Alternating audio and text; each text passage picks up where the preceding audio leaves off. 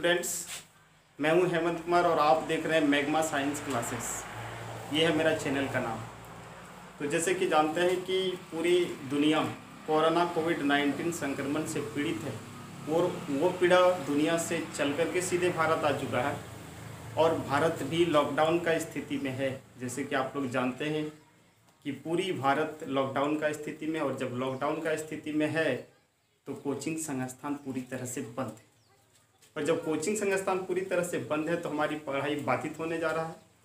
तो उसको पूरा करने के लिए एक हमारे पास तरीका है, वो तरीका है ऑनलाइन क्लासेस। और ऑनलाइन क्लासेस के माध्यम से हम सभी स्टूडेंट से जुड़ सकते हैं और एक बेहतरीन तरीका है, टेक्नोलॉजी से सीधा आपके घर में बैठ करके एजुकेशन का लुत्फ उठा सकते हैं। ठीक है, तो आज से हम सीधे ऑनलाइन क्लास के माध्यम से यानी यूट्यूब चैनल के माध्यम से आपसे जुटने जा रहे हैं। और अभी जो लेक्चर स्टार्ट होने वाला है, ये लेक्चर है बीएससी सेमेस्टर 2 का। ठीक है, और बीएससी सेमेस्टर 2 का वैसा स्टूडेंट हम आपको बता चुके हैं कि सबसे पहले हम लोग इंटीग्रल कैलकुलस, डिफरेंशियल कैलकुलस, ये 2 बुक्स हम आप कर चुके हैं। ठीक है, और अब जो न्यू बुक स्टार्ट होने वाला है वो था 2D यानी 2 डायमेंशनल ज्योमेट्री। ठीक है, और जैसे इसको स्टार्ट करेंगे तो सबसे पहले मेरे सिलेबस में है सिस्टम ऑफ सर्कल। और सिस्टम ऑफ सर्कल में सबसे पहले इसको स्टार्ट करने से पहले हम लोगों को बेसिक क्लास होनी चाहिए, और बेसिक क्लास आज से शुरू करने जा रहे हैं। और बेसिक क्लास में सबसे पहले हम लोग पढ़ेंगे क्या, सर्कल। सर्कल के बारे में थोड़ा बहुत जानना है, जो हम लोग 9-10 में पढ़े थे, 11-12 में भी पढ़े थे।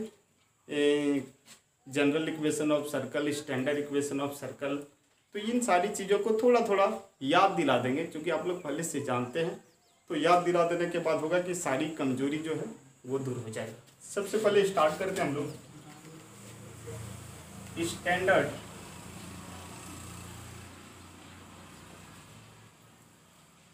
Equation of circle. कोई भी सर्कल का स्टैंडर्ड इक्वेशन क्या होता है, तो ये देख लीजिए।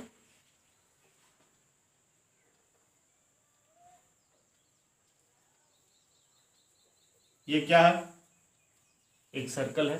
ठीक है, और इसको हम लोग क्या बोलते हैं, तो ये सेंटर बोलते हैं।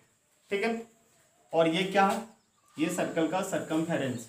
ठीक है, अब देखिए ये सर्कल का सरकमफेरेंस है और ये सेंटर है, और ये P जो है कोई पॉइंट, इसको हम लोग P मान लें, यानी पॉइंट ऑन दी सर्कल।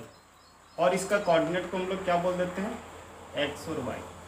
ठीक है, और ये जो सेंटर है इसको हम लोग C से डिनोट करते हैं, और इसका कोऑर्डिनेट को हम लोग h और k कर देते हैं। ठीक है, और जब हम लोग इसको यहाँ से मिलाएंगे तो ये क्या बनेगा, ये बनेगा रेडियस ऑफ सर्कल।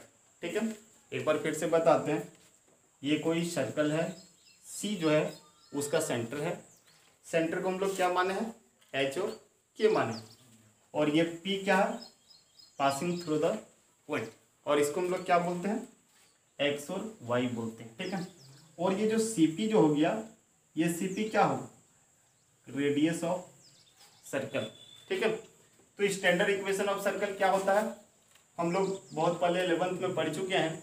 ये होता था x माइनस एच का square plus y minus K का square is equal to are.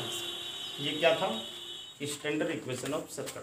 ठीक है, अब यहाँ से देखिए x माइनस एच का square plus y minus K का whole square is equal to R square, ये स्टैंडर्ड इक्वेशन ऑफ सर्कल था। ठीक है, जहाँ पर वेयर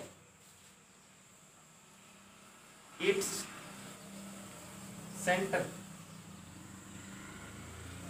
जहां पर इसका सेंटर C होता था, जिसको हम लोग H और K बोलते थे, ये H और ये K, एंड दूसरा जो होता था वो रेडियस होता था, और रेडियस को हम लोग क्या बोलते हैं, R बोलते हैं।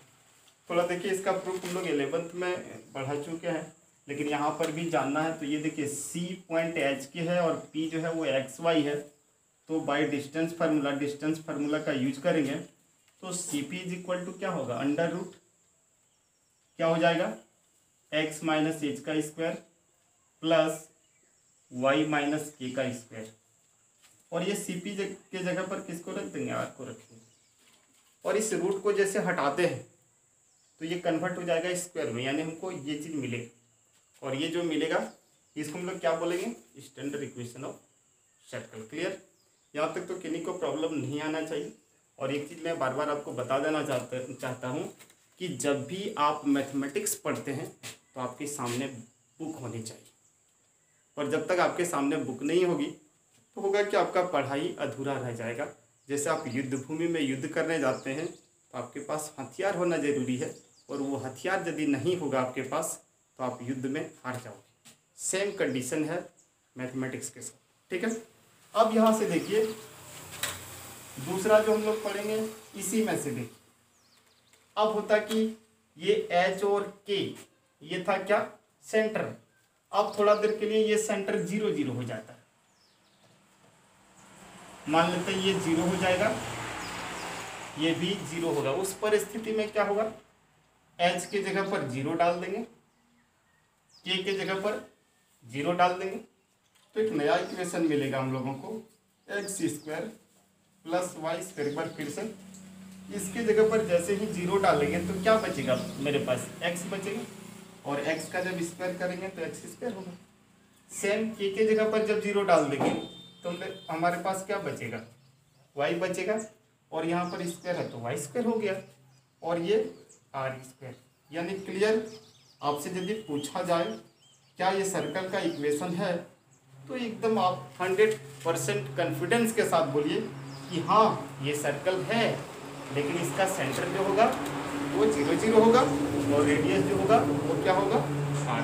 क्लियर, किन्हीं को प्रॉब्लम नहीं होना चाहिए कि X square plus Y square equal to R square हो। तो आपको समझना है कि सेंटर 0 0 है और रेडियस कितना है, वो आर, ठीक है।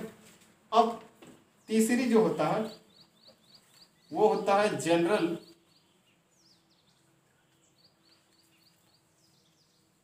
Equation of circle.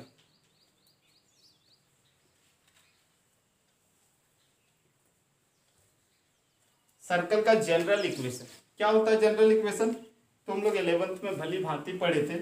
ये होता था X square plus Y square plus 2gx plus 2fy plus c is equal to 0।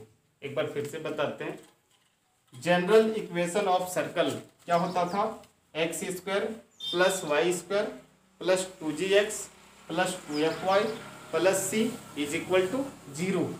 अब यहाँ से यदि पूछा जाए ये जनरल इक्वेशन ऑफ सर्कल होता था तो सर इसका सेंटर क्या होता था, तो आपको बहुत पहले पढ़ा चुके हैं कि सेंटर जो होता था वो होता था -g और -f, एंड रेडियस जो होता था वो कितना होता था,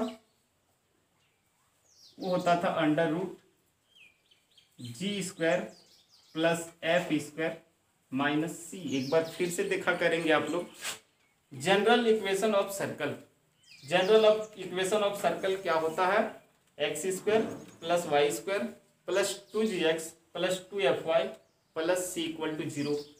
जहाँ पर ये इसी का जो सेंटर दिख रहा है वो यहाँ पर है, -g -f, एंड रेडियस जो होगा वो g square plus f square minus c। बोलिएगा कैसे सर, तो देखिए g के जगह पर जो भी बैठा हुआ रहेगा उसके जगह पर -g डालेंगे, और ये f के जगह पर जो भी बैठा हुआ रहेगा -f होगा। और ये देखिए c यानी रेडियस जब फाइंड करेंगे तो ये क्या हो जाएगा, g square plus f square minus c। Clear, थोड़ा देर के लिए कि सर यहाँ पर -2gx रहता तो यहाँ पर g होता, यहाँ पर -2fy रहता तो यहाँ पर f होता, यानी उल्टा करना है, पॉजिटिव रहे तो नेगेटिव लेना है, नेगेटिव रहे तो पॉजिटिव लेना है, ठीक है। ये सिस्टम ऑफ सर्कल का बेसिक क्लास है, और बेसिक क्लास में सबसे ज़्यादा आपको जरूरत पड़ेगा जनरल इक्वेशन ऑफ सर्कल का, फिर आपको स्टैंडर्ड इक्वेशन ऑफ सर्कल का होगा, ठीक है। तो ये बेसिक क्लास के बाद हम आपको थ्योरम पढ़ाएंगे, ठीक है। तो बेसिक क्लास को आप लोग नोट कर लीजिए, वीडियो को धीरे धीरे देखते हुए नोट करिए, ठीक है।